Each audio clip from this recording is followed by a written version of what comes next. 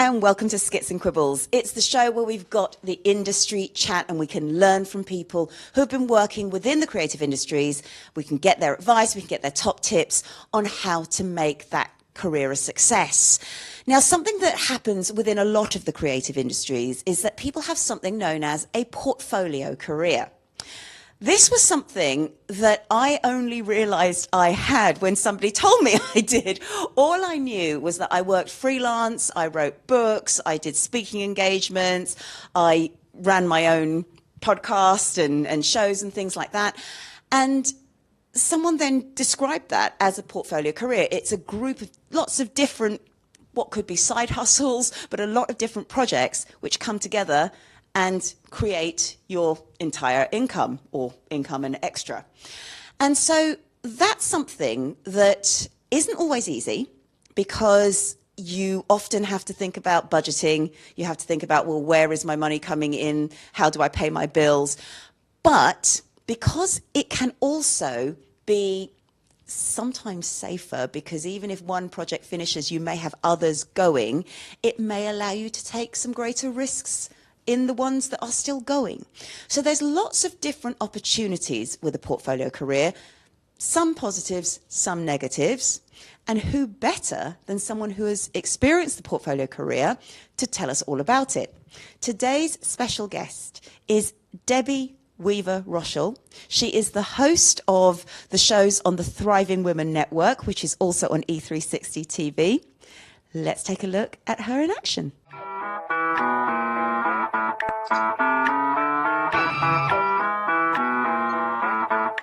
I don't cross my T's, I don't dot my I's,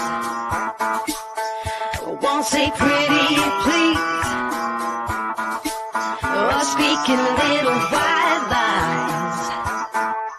I've got a rebel soul, I've got a rebel soul, I've got a rebel soul, I've got a rebel soul. Oh, just get down with it, down with it, down with it, just get down. I ain't no thing that you can chain with a ring, and I ain't no price. Welcome back as we continue with our Thriving Women in Business segment. In this segment, we'll introduce women leaders who found their passion and purpose in business while facing their self-doubt, self-confidence, limited beliefs, and made a decision to thrive to be their best version. Welcome to Skits and Quibbles, Debbie. It's such a pleasure to chat with you. Thank you so much, Audrey, for having me. It's great to see you again. It's brilliant. Happy to be here. Oh, thank you. It's brilliant to speak with you. And it was so much fun being on one of the shows on your network. So I really enjoyed that. And you're going to be on another one. Yes, absolutely. Absolutely. Very excited. But we're going to get to that in a moment. Yes. Now, Debbie, I've been talking about this thing called a portfolio career. And it's something that a lot of us have, and we may not even realize we're doing it. But you are a really great example of someone who has had a very successful portfolio career. You continue to grow in that portfolio career. So do you mind taking me through your career journey, please? Okay, well, it's kind of a long story because I've been on this earth many turns. So basically, I grew up on a farm. And when on a farm, there are really just a few options for women that are talked about, or examples that you have, a role model.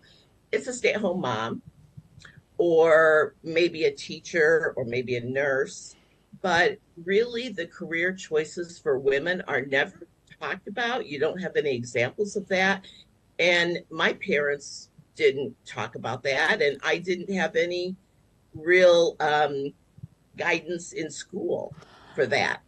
I knew I didn't want to live that life, And I knew there was so much more out there in the world.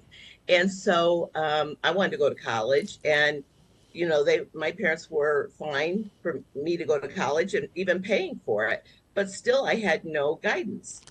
And I remember, I know it's so much different these days when parents take their kids on school visits and stuff. They didn't do any of that.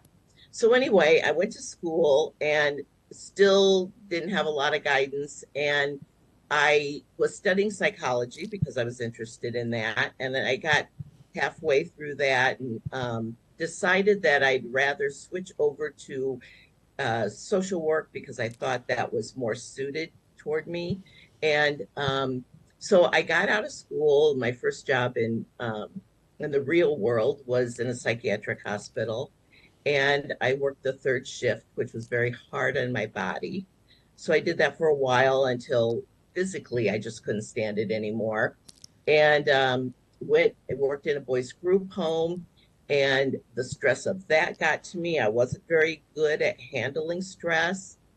And I got married at that time, and my husband was working with recruiting people, engineers for AT&T. He said, "Why don't you come and work here?" And so I did, and I started working on circuit pack schematics. I was drawing them, and I was always very artistic, so I loved that. I love the precision of and doing it with my hands. I just love the drawing. So I was there for quite a while. I got off the board, and I was doing other things there. At the time, my first child was born, and I had some postpartum depression, so that was difficult. And I thought, if I get back to work, I'll be okay. And so I had a friend who I'd been in college with, and she said she had worked at this job, and she was leaving the job, and she said, I recommended you. And I said, great. So I went and I got that job, and that was doing intake and assessments and crisis intervention at the local health department in mental health. And so I did that for a while until my second child was born. And then again, I'm not handling stress well. So the thought of daycare, the logistics of getting my children here and there, my husband, my babysitter was in one town, my job was in another town, I lived in a third town. My husband was working, downtown Chicago. We were out in the suburb. I mean, it was overwhelming to me. I was just kind of talking to a friend of mine, and she said, again, my husband has her husband owned a company, and he needs some help. And I said, okay, well, that would be a good way for me to start. So I took that job, and I worked doing sales support there. And that was the first time that I learned computer skills. Wow. Because when I was working at AT&T, doing the circuit pack schematics, they worked on a big mainframe on the Unix system, which is, a dinosaur now. And so that was very helpful. And then during that time, while I was working there, I met a man who was, he was opening a sports bar, and it was from a new build out, a brand new building. And, me having just learned my computer skills and thinking, that I knew so much about that and social media, which at the time was just Facebook. I said, "Who's doing your social media?" And he said, "No one." And I said, "I'll do it." And he said, "Okay." And we didn't even talk about pay or anything like that, but I started doing it. And I would go into the bar, into the office, and was working on, posting things on social media and trying to drum up business and get people in and, posting specials and all kinds of stuff like that. He wasn't there a lot. And so I just started doing things. I mean, things had to be done. So I was inventorying the liquor and placing the liquor order. And I started scheduling the staff, and I set up payroll because none of that was done. Wow. And so that was fun and kind of empowering, but also kind of frustrating. At some point in there, I got certified to do Myers-Briggs type indicating because I was interested in that too. And so everything I looked for, I just couldn't find really the things I wanted. And anything I wanted, I applied for, didn't get callbacks. And then in the middle of all that, I got a divorce. And I was probably at my lowest point. I had physical pain. Um, I had emotional problems. I was going to all these different doctors and nobody could figure out what was wrong. And I just started to think, I'd always been into alternatives, and I started to think, I need to heal myself.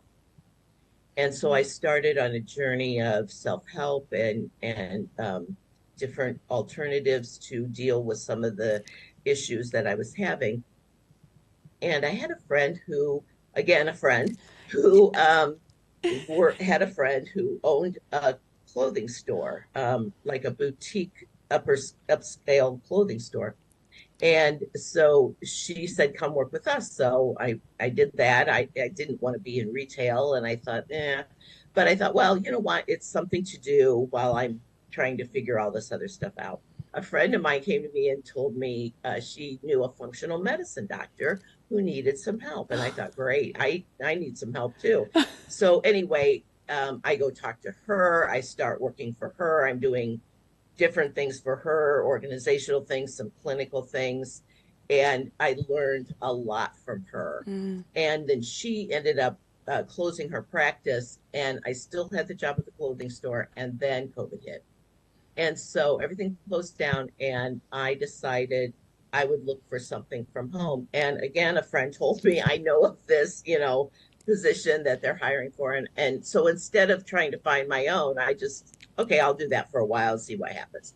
So I did that. And during that time, I met this woman. Again, it's always through somebody. I met this woman, and she was living in Saipan. And she was from Utah, and she was renting her house out, like with VRBO. And I said, so what are you doing in Saipan?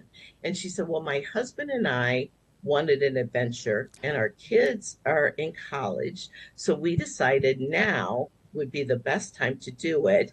And so he's a dentist. I Googled dental offices on islands that accept American licenses, and he got a 2-year contract at this dental office. And so I was just like, can I connect with you? And, what do you do? And she said, well, I'm involved in Thriving Women Network. So I connected with her. I connected with Thriving Women Network. And then they asked me if I would be a guest on one of the shows. And so I said yes. And then they asked me if I wanted to be a co-host. And, I said, sure. And then they asked me if I would take on the CPO position and recruit volunteers and schedule them for guests on our shows. So we have 7 shows, and that's what I do now. And I'm very happy doing it. And none of it has been work, I mean, it's been, the jobs have been work, but I mean, moving around has not been work. In fact, it's been extremely easy. It's always been, at a friend's suggestion. And, so then I go and talk to them and start doing that. You see, That's where I am. That's really fascinating. And one of the key things that's coming out there is that you've always remained open. You learned new skills when you needed to. But most importantly, it is about the network, isn't it? It's about meeting people and talking to them, because you never know where that conversation leads. That's right. In fact, it's funny, Audrey, because a couple of these things I can trace through one person. Really? I met this person through, person A. I met person B through person A. I met person C through person B. I met person D through person C. It just builds. It's amazing. I think that's such an exciting part of portfolio careers. It's the opportunity and being open to whatever comes your way. We are going to continue chatting with you, Debbie. We'll be back just after this. I'm Dr. Audrey Tang, a chartered psychologist, and on my show, Mental Health Matters, we take a deep dive into all things mental health and well-being with the experts. So join us at 8 a.m. PST on Thursdays on the Fresh Takes channel, because mental health matters on E360 TV.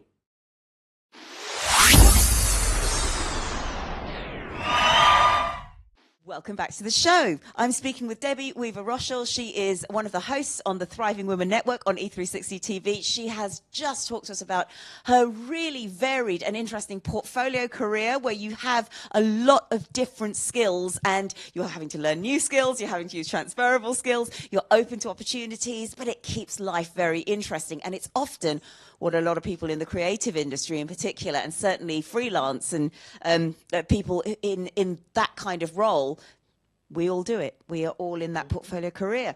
So let's go to the Thriving Women Network. Let's talk about TV. Was that something you always wanted to do? Because you said right from the start, actually, you only thought a few jobs were open to you, nurse, mother. Yes. Yeah. Yes. So was TV something that you've always thought, oh, that would be great? Or was it literally when you met the friend of the friend, it was suddenly, I had never thought about being on TV ever. Wow. So, yeah, so this was completely just an opportunity that popped up that I said, oh, this is interesting. Yeah, let me try this. That is fantastic. And again, I think that's part of the openness that you need, especially when you're in that freelance or portfolio career position. You will have learned so many new, I guess, hard skills from everything that you've done. You've learned the computers, you've learned the accountancy, you've learned selling and sales technique. But what are some of the top soft skill learnings that you would take away from having had so many different careers? One of the biggest takeaways for me was to be around, especially that bar job, was to be around people who were different than me. Love it. And how to work with them. And again, my MBTI practitioner skills on working with different personality types and how they work together. And I remember, and some of these people were much younger than me. And so I really felt like I was mentoring some of them. And I mean, I have stories that some of them would blow your mind. Listening basically is the biggest one, and compassion, understanding, and just how to deal with people.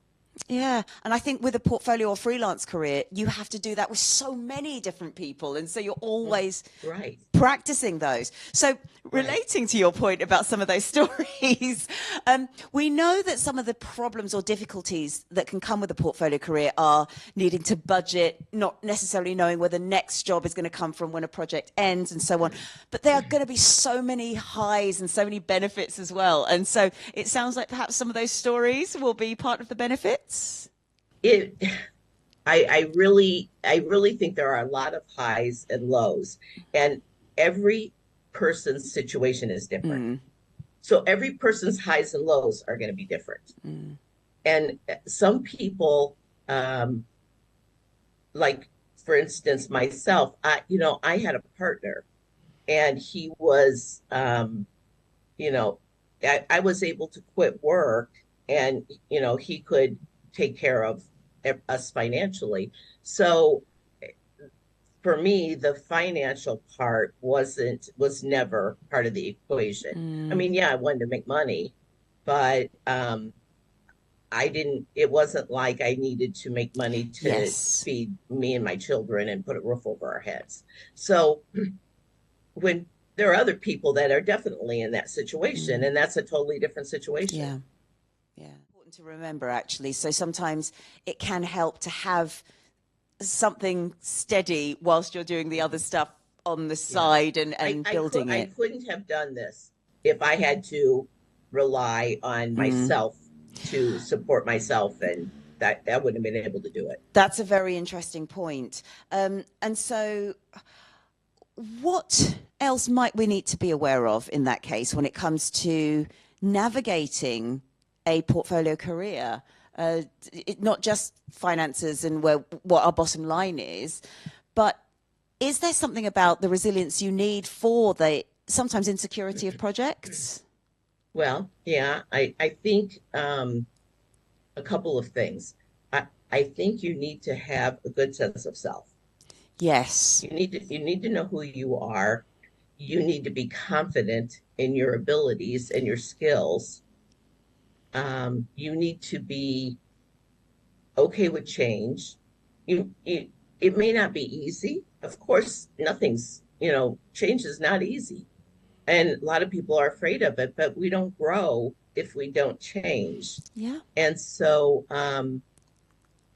you really have to, you have to be able to change. I don't want to say don't fear change, because fear's okay. Yeah. Yes. That's when we grow. It's okay. But you can't let that stop you if that's what you want to do. Do you think something like freelancing is suitable for everybody? Or do you think somewhere deep down you might have been happy 9 to 5 kind of thing, having that regular job? Because personally, I don't think I could have been happy just doing one thing. Freelancing, I think, is good for most people. But for me, I'm thinking that financial piece is key, because if you are relying just on yourself for your finances and building a portfolio and that kind of thing, it still can be done, but it's going to be a lot more work. Yes. And a lot more effort put into it. Yes. Because, I didn't put any effort into mine. I just, talked to friends who said, hey, I know somebody, So that's a lot different than somebody who's out there pounding the pavement looking for that next opportunity. Do you think it's necessary then to have something stable, whether it is a 9 to 5 job, even if you're not enjoying it, as you build your freelance or portfolio career? Or when, I guess you make the point, it's having that financial piece, and I think that is really important. Yeah.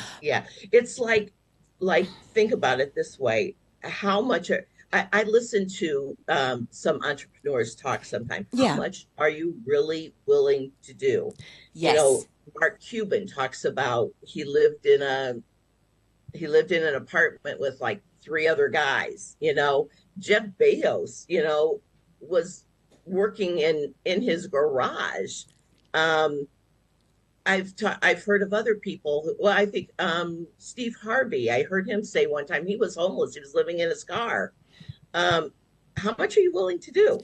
A lot of people aren't willing to do that. I wouldn't be willing to do that. Yes. But so it's all about, the pros and cons of it. Yes. And some people are very resilient and they have, fabulous ideas, and, they're willing to start at the bottom and work up. If you want to live a comfortable life and have a bed to sleep in every night and food to eat, you may want to keep that 9 to 5 job for a while. Yes. And I think this is something that we do need to talk about more, because it can feel very glamorized. I've got this little thing and that little thing, but unless those little things add up to I can pay my bills this month, exactly, it's really problematic. But yeah, I never thought of it as how much are you willing to do? How far are you willing to go? Because I've always, I guess, been taught and read and thought it was about, well, how much are you comfortable with fear? And it's not quite that, because we're not talking anything psychological. We are talking, do I have a roof over my head or not? We're talking about people sleeping in their cars. We're talking, it's a very real situation. And yes. And so we have a lot of creatives who watch this, and to some extent, they will have that situation where they will, want to maybe go to LA and see if they can find their fortune. But would you say it's always important to have that waitressing job, or that's something else? Every situation is different. If you are a person who has, I think everybody thinks they have fabulous ideas, but when you listen to some of these people and you hear what they've been through and what they've achieved, it's possible. But are you willing to do that. Yes, yes. And so that kind of brings me on to your show on the Thriving Women Network. You will speak to people who've been through these kinds of experiences. I mean, what are some of your key learnings, I guess, that you've taken away from some of your guests? I think most of the people, I'm the one who schedules the guests. So Yes. I meet with all the guests Of ahead of course. time. And, a lot of times, I'm sure you've experienced this too. A lot of times people, are just giving you their credentials and their accolades. And even though those are great, and I'm interested in that, what I really want to know is tell me who you are. Yes. Tell me what your journey has been, Yes. because those are the things that I want to draw out of them and then put them onto a show. And, I'm putting you on this show because of this. I may have somebody, and this happened many, many times. I may have somebody who's an executive coach, and in our conversation, um, I hear about a mother with Alzheimer's and how difficult that was for her. And Yes. instead of going on a show to talk about her executive coaching, let's talk about this experience that you've dealt with. You still have you still are doing what you're doing. And yes, you can talk about that, but let's draw some of this out if you're comfortable with it. And they almost always are. Well, we're going to take a look at one of those interviews.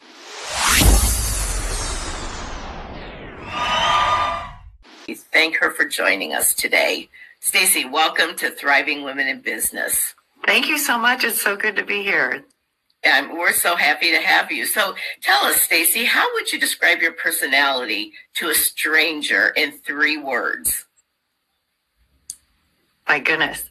Ambitious, world-changing, and very caring.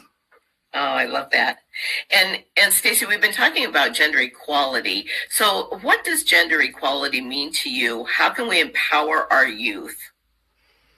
This is such an interesting topic. One of my biggest inspirations was Mohammed Yunus, who won a Nobel Peace Prize for actually changing the level of poverty in his country by empowering women, because his philosophy was when women thrive, their communities thrive. A rising ship lifts all boats, or the rising tide lifts all boats. Yes. But he said when women are thriving, their kids have better opportunities. Right. Where communities are better taken care of, because women are naturally holistic nurturers in the world. So he focused on women and did microloans and taught women entrepreneurialism, taught them how to make money on their own, and actually changed the entire country, won a Nobel Peace Prize. So I have been very passionate about women and empowering women and bringing resources to women, helping women overcome the shame and the guilt. And like Jennifer was talking about, letting go of that guilt and the stuff that we've been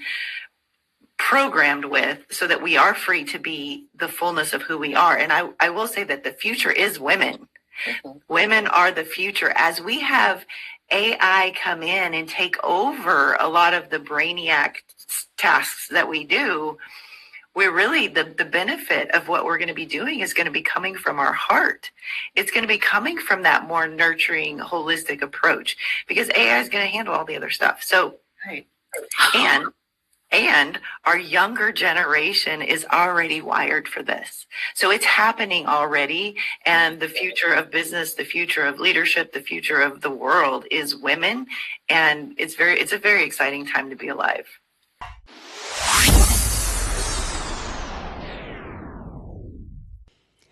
Welcome back to Skits and Quibbles. I'm here with Debbie Weaver Rocholl. She is one of the hosts on the Thriving Women Network, and that's on E360 TV, so do check it out. It's such a pleasure to chat with you. We've been talking about freelance careers, portfolio careers, and the difficulties that people can face.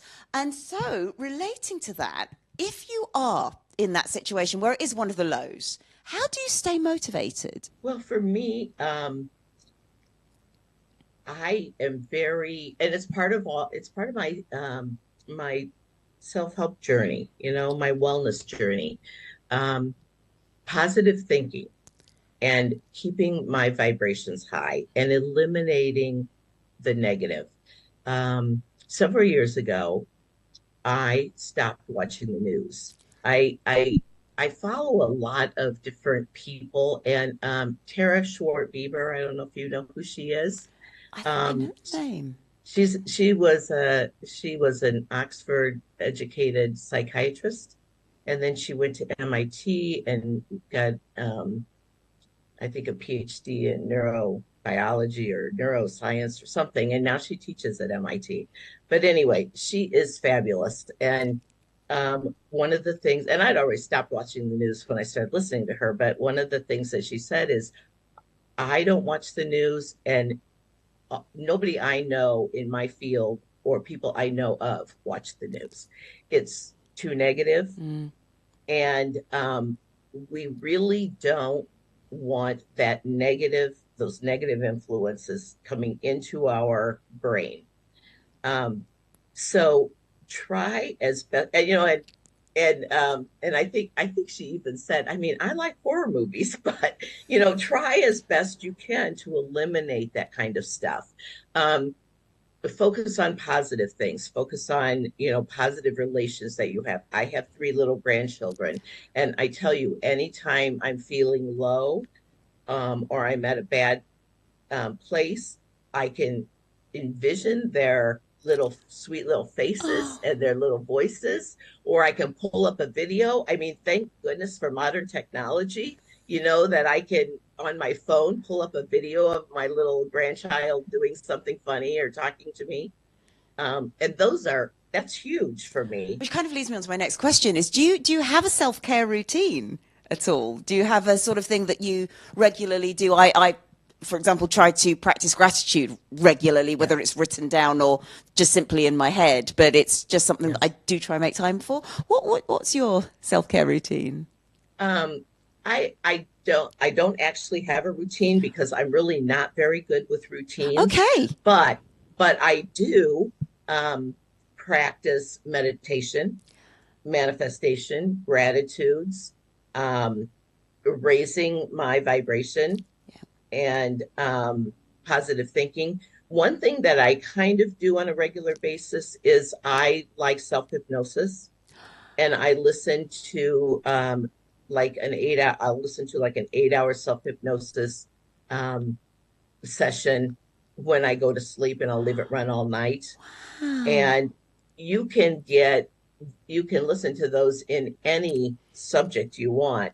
And I usually do positive thinking or raising vibrations. But if you're having problems with stress, you can do things with stress, depression, um, loving yourself. I mean, any subject that you want to, anything you want to improve on, you can find that in one of those self hypnosis sessions. Yes, and actually, if you are on YouTube or something like that, it's free as well. So Yeah. it's not even as if Yes. Oh, you yeah. need to spend I loads do of it money. on YouTube. It's totally free. In fact, I've listened to many of them, and my favorite one is John Moyer.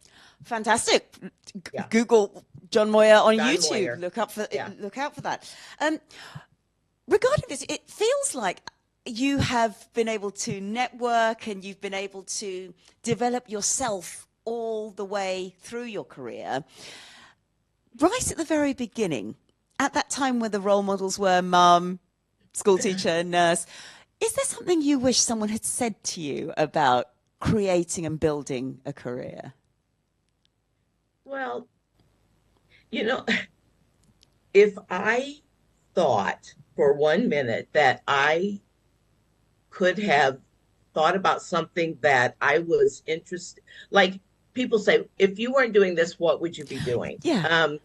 But if I had had that kind of support, and maybe my interest could have been figured out at that time when I was young, I would love to be doing some kind of research. Oh, wow. Yeah.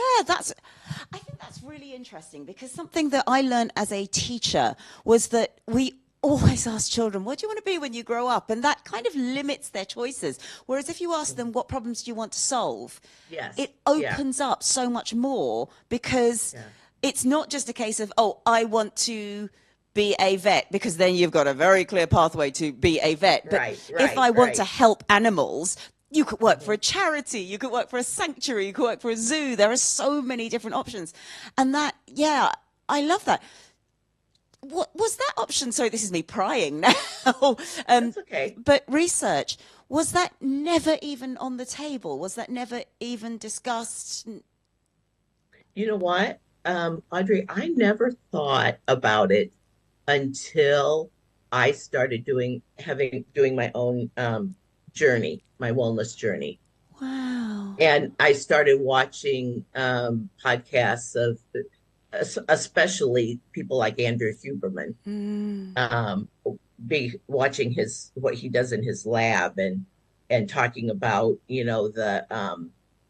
lab research, the research that they do in the lab. And it's fascinating to me. Yeah. And it was never, I never, ever, ever thought about it. So I don't know how I would have ever come to that point, but I think that's a good point about remaining open, though, that you never know what might turn up when you least expect it, which kind of brings so you to the TV. anybody out there who knows somebody who needs a research assistant, Love it. I love it. Manifestation. Put it let out me there. know, because it might be my next thing. I don't know. And that's exciting. That's what's exciting about that freelancing approach. So how do all of the things that you've done, how does that keep you supported today? Sort of how do they all feed into everything that you do day to day now?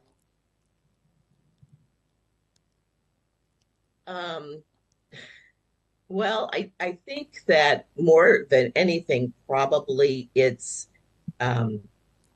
keeping my mind active and learning new things, because we know that as we age, that is very important. And especially now at this time in my life, I feel it's super important to continue to learn new things. Yes. I know it's helped me all along, but now I really want to kick it into full gear because, of the age I am. And I think relating to that, and I'm not knocking 9-to-5 jobs at all, because I know one thing that can happen is you can progress and really do incredibly well in those 9-to-5 jobs. But there's something my husband always says to me. He says you can have 25 years of experience in something, or you can have the same experience 25 times. You can sometimes go through those 25 years and not grow. And whereas if you actually you're starting with a new first year 25 times, you're still learning something new every one of those years. Right. That's right. And for some people, it's important to be an expert or feel like they're an expert. And so maybe it's important for them to grow in one career over time. But everything I do is for me to grow as a person. Yes. I don't need to be an expert in anything, I love it. I just need to be happy and content and confident and continue to grow. You see, that is so pure. Absolutely love that. Oh my goodness. Well, where can we watch you? Where can we learn more about you? How do we find you on E360 TV? So, I don't have a real social media presence. I am on LinkedIn, Deborah Weaver Rocholl, and the best place to find me now, because what I'm doing is thrivingwomennetwork.com is our website, and we have a Facebook group, Thriving Women TV. Please join our Facebook group, and we post all of our shows and the links to our shows in there. Our shows are live on E360 TV, as Audrey said, just like her shows are, and also on demand.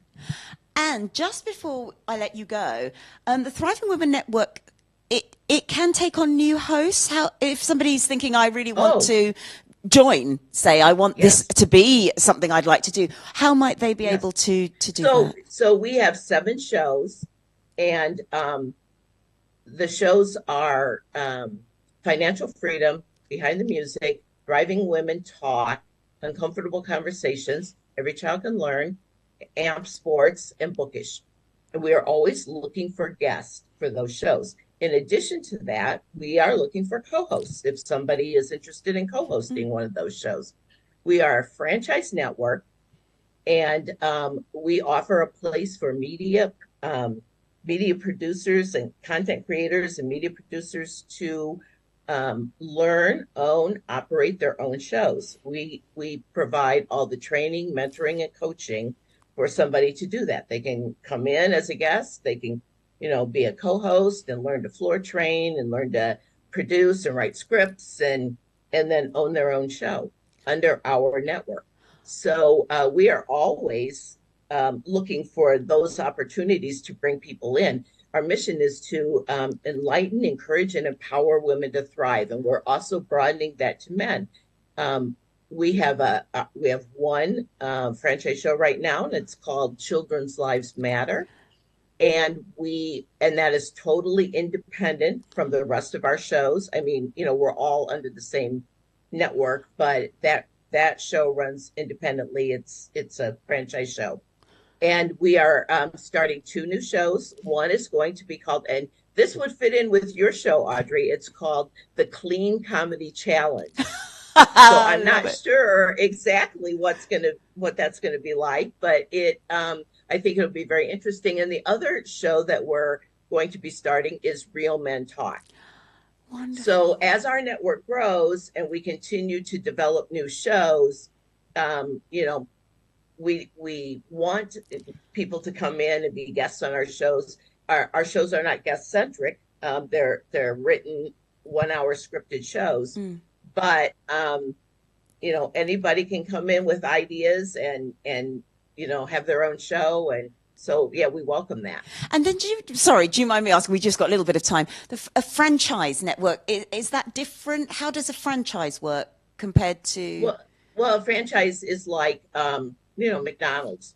You can buy a McDonald's franchise, but you are McDonald's. You're gonna follow everything they say. You can't buy it and then call it Joe's Hamburgers. Yes. And serve a different kind of hamburger. Yes. So a franchise is you're getting our show. Label. Yeah. Mm-hmm. Yeah. You're getting our label for your show to be under, and all the things, all the benefits that we provide in the network, in the way our network's growing, and all the benefits we're providing by being on E360 TV. So yeah, that's what you get for that. Amazing. Well, if that has whet your appetite, and that might be another career change that you're looking into, do give Debbie a call. As you know, she's wonderful to chat with. And when it comes to freelancing, portfolio careers, and personal growth, I always think just try anything. Try anything. Yes, I agree. Oh, one more thing, Audrey. Can I give my email address if anyone wants to contact me about any of that? yourjourney44@gmail.com. Please feel free to reach out to me with anything. I'd love to talk to you about being a guest on a show, being a co-host on a show, or having your own franchise show with us. Amazing. And look out for the Thriving Women Network on E360 TV. Debbie, it's been such a pleasure to chat with you. I've got a new way of looking at portfolio careers and freelance careers now. And it is about personal growth, not just thinking professional all the time. What we're taking personally from it can be so important. So thank you for that. Well, that is all there is, really, right? Personal. That's what makes you happy in the long run. And that's what the goal should be. Absolutely. Thank you so much, Debbie. It's been such a pleasure. Thank you for tuning in to Skits and Quibbles this week. Thank you so much, Audrey. Have a great week. Thank you.